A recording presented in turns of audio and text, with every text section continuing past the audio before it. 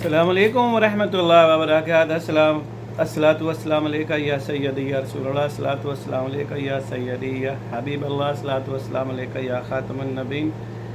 नाज़रीन, आप सब लोग कैसे हैं? उम्मीद है अल्लाह सुब्हानहू व तआला से आप सब लोग खैरियत से होंगे और अल्लाह सुब्हानहू व तआला की दी गई नेमतों का शुक्र अदा करते होंगे और नमाज का एहतमाम भी और एहतराम भी करते होंगे। नमाज से मोहब्बत करें, अपने आप से मोहब्बत करें। नमाज से मोहब्बत करना, अपने आप से मोहब्बत करना। नमाज पढ़ना, अपने आप को जहन्नम की आग से बचाना, ये आपके हाथ में है। नमाज ना पढ़ने वाला मुसलमान नहीं है। मुसलमान और काफिर में नमाज फ़र्क पैदा करती है। तो लिहाजा गुजारिश है कि नमाज पढ़ते रहें और ज़िंदगी को हर ज़ाविये से चलाते रहें। नाज़रीन, व्यूज़ ऑन न्यूज़ के बारे में अली अमीन गंडापुर साहब बहुत मशहूर हो चुके हैं, बहुत पॉपुलर हो चुके हैं अपनी झूठ की वजह से। और अलिफ लैला का जो उन्होंने किस्सा सुनाया, 12 अजला को पार किया और फिर वो जनाब KP के असम्बली में पहुँचे। तो ये सब स्टोरियाँ, ये सब बातें, ये डबल गेम की निशानी है, डबल एजेंट होने की निशानी है। लेकिन ये जब अपनी असम्बली में जाता है तो पाकिस्तान पर भौंकता है, और जब इसका वो क्या कहते हैं जी, इसका जनाब जी वो माइंड अपडेट हो गया जनाब जी, तो उधर उनके पाँव पकड़ता है, उससे माफ़िया मांगता है, रोता है। तो ये बंदे इस तरह के ही हैं कि जनाब जी वो इब के मार मैं फिर तुझे बताऊंगा। इब के मार मार खाने की आदत है। लेकिन पाकिस्तान के ख़िलाफ़ जो बातें करना है और लोगों को पाकिस्तान के ख़िलाफ़ उनको मूवमेंट देना है, ये इन लोगों पर ख़त्म है। अभी पश्तून तहफ़्फ़ुज़ मूवमेंट जो है वो एक ऐसी तंजीम है जो कि पश्तूनों के तहफ़्फ़ुज़ के लिए बज़ाहिर ऐसी मतलब उसकी फाउंडेशन की गई। लेकिन वहाँ के जो ख़ास हालात हैं और जो ख़ास मामलात हैं उनको सामने रखा जाए तो फिर मालूम पड़ेगा हालात क्या है। हाँ, अहमद मीर साहब और शेरी मज़ार की बेटी और बहुत सारे लोग पश्तून तहफ़्फ़ुज़ मूवमेंट को बहुत सारा वो लोग अप्रिशिएट करते थे। तो अभी जनाब उन्होंने जो जिरगा बुलाया है, उस जिरगे में एक सवाल रखा जाएगा कि आप लोग पाकिस्तान के साथ रहना चाहते हैं या नहीं। तो ये तो जनाब पहले उन लोगों को मुतनफ़र किया गया पाकिस्तान के वजूद के साथ, और अभी उन लोगों को ये क्वेश्चन दिया जाएगा। तो दुश्मन हर तरह से वार कर रहा है, अंदरूनी दुश्मन भी और बैरूनी दुश्मन भी। लेकिन इंशाअल्लाह पाकिस्तान हर वार सह जाता है, हर बार सह जाता है। इंशाअल्लाह ये मुसीबत भी जल्द ही टल जाएगी और पाकिस्तान का नाम रोशन होगा, पाकिस्तान का नाम ऊंचा होगा और दुश्मन मुंह की खाएगा। अभी जनाब तकरीबन तमाम जो चालें हैं PTI की वो ख़त्म हो चुकी हैं, सिवाय इसके कि हड़ताल की जाए, जलसा जुलूस किया जाए, रैलियाँ निकाली जाए, धरना दिया जाए। इसके अलावा उसके तमाम ऑप्शन जो हैं फसाद के वो तमाम ख़त्म हो चुके हैं, और उसकी जो पटारी है उसमें से तमाम जो पांसे हैं वो निकल चुके हैं। अब उसकी पटारी में कोई पांसा बाकी नहीं है। तो जनाब PTI जो है वो रूबा ज़वाल होगी और इंशाअल्लाह ताला ज़रूर होगी। उसके बहुत सारे MNA ऐसे हैं जो इस बात से राज़ी हो चुके हैं कि वाकई ये जो जमात है ये पाकिस्तान में फ़साद डालना चाहती है और पाकिस्तान में हर वक्त फ़साद बर्पा करके रखना चाहती है, और पाकिस्तान की तरक्की के ये लोग ख़िलाफ़ हैं। और इसका जो दलील है वो आपको जल्द ही उस दिन मिल जाएगी जिस दिन इंशाअल्लाह ताला पाकिस्तान में आयानी तरमीम जो है वो पेश की जाएगी असम्बली में, और तरमीम के हक़ में PTI के कितने लोग वोट देंगे वो सब आप लोगों को नज़र आ जाएगा। तो जनाब परवरिश जो ये कर रहा है, जो शऊर इसने दिए है कौम को, वो देख लिया आप सड़कों पर कैसे लड़कियाँ और लड़के नाचते हैं, नाच कर पागल हो जाते हैं और पागलों की तरह नाचते हैं, और इनसे अच्छा डांस बंदर और बंदरिया कर सकती हैं। लेकिन ये लोग बेहूदगी में और इखलाकी पस्ती में इतना गिर चुके हैं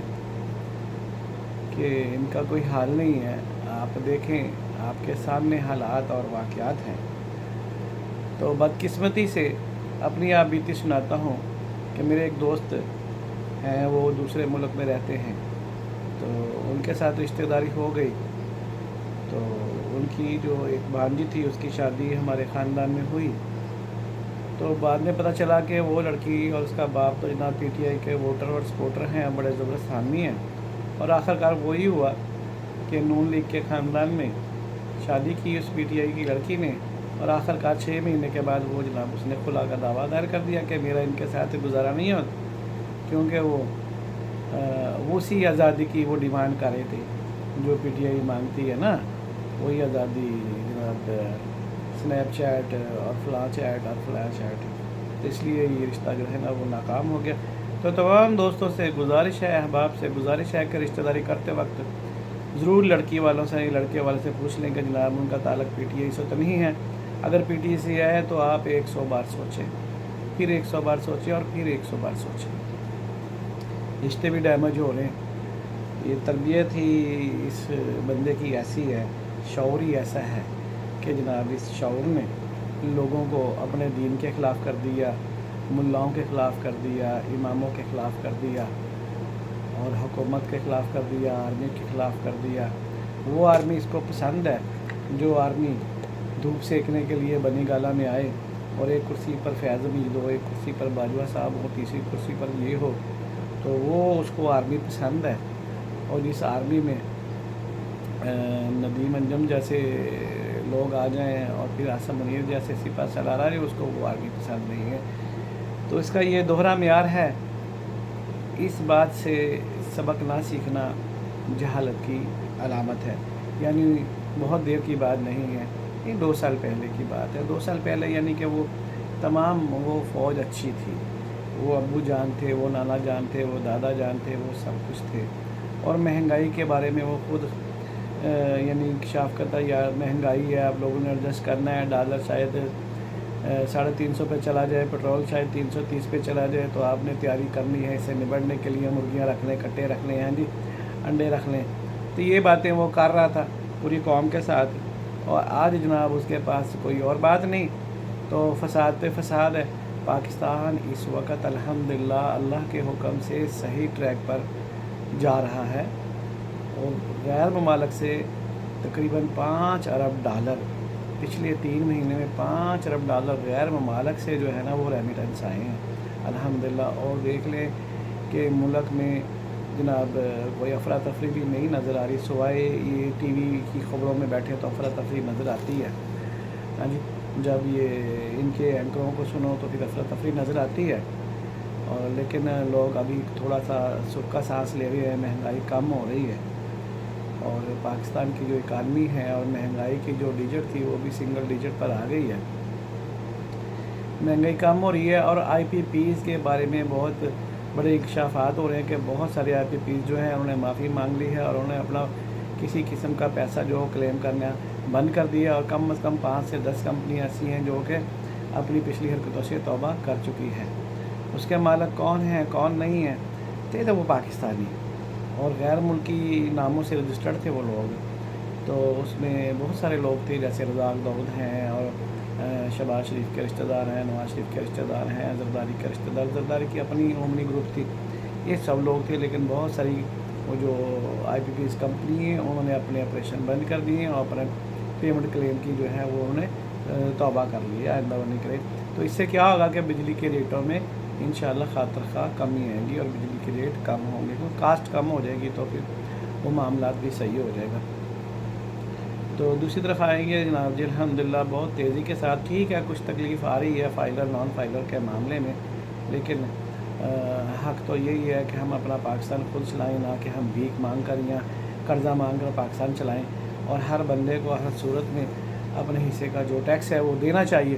ٹیکس دینا بہت ضروری ہے، کسی بھی ملک کی ترقی کا راز ٹیکسوں پر ہی جا کر ختم ہوتا ہے، اور ٹیکسوں سے ہی شروع ہوتا ہے۔ تو اس وقت ماشاءاللہ جو نئے وزیر خزانہ ہے اور جو نئی ٹیم ہے وہ بہت اچھے اقدامات کر رہی ہے، گو کہ اس سے وقتی طور پر لوگوں کو تکلیف آ رہی ہے، لیکن دائمی طور پر یہ پاکستان کے حق میں اچھا ہے۔ پراپرٹی کے جو ہے وہ ویلیوز بہت زیادہ ہو رہی تھی، تو اس کے لیے بھی یہ ایک اچھا جناب اسپیڈ بریکر آیا کہ فائلر نائن فائلر جناب جی ہر قیمت پر وہ پراپرٹی خرید لیتا تھا زیادہ پیسے پے کر کے۔ خاص طور پر پنجاب میں جو پراپرٹیز کے مہنگے ہونے کا جو ٹرینڈ چلا ہے وہ کے پی کے سے آئے ہوئے لوگوں کی وجہ سے، وہ کسی بھی شہر میں آتے ہیں، ایک بازار میں ایک پراپرٹی خریدتے ہیں، منہ مانگے داموں اس کی وہ قیمت ادا کرتے، کم نہیں کرواتے۔ اس سے کیا ہوتا ہے کہ اس شہر میں اس بازار میں پراپرٹی کے ریٹس ہائی ہو جاتے ہیں، اور پھر جناب جی ایک اور پٹھان آتا ہے، وہ بھی اس سے زیادہ داموں میں ایک اور پراپرٹی خرید لیتا ہے، اور پھر پراپرٹی کو آگ لگ جاتی ہے، اور پھر یہ ہے کہ وہاں پہ کسی غریب بندے کو ٹھیلا میلا لگانا بھی مشکل ہو جاتا ہے۔ تو پراپرٹی کے مہنگا ہونے میں پٹھانوں کا بہت زیادہ عمل دخل ہے۔ یہ لوگ ادھر سے آتے، ان کے پاس پیسہ ہے وہاں کا، حلال کا ہے حرام کا یہ تو اللہ ہی جانتا ہے، لیکن جب یہ لوگ آتے ہیں تو یہ مہنگی مہنگی پراپرٹیز خریدتے ہیں، اور پاکستان میں جو ہے خاص طور پنجاب میں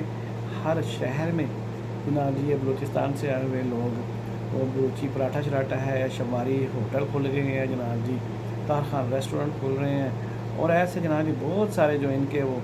جو بزنس ہیں وہ پنجاب میں کھل رہے ہیں۔ تو کل ایک پٹھان کی ہم وہ سن رہے تھے کہ جناب جی یہ جو کانفرنس ہونے جا رہی، جرگہ ہونے جا رہا ہے، اگر جرگہ نہیں ہونے دی اہل پنجاب نے تو پنجابی جہاں بھی ملے ایک پٹھان کو چاہیے کہ 5 پنجابی کو وہ مار دے، قتل کر دے۔ تو بہت افسوس ہوا اس ٹک ٹاک کو دیکھ کر، دل کو بہت دکھ ہوا کہ یار یہ کیسے لوگ ہیں، کیسی یہ ٹک ٹاک بنا رہے ہیں۔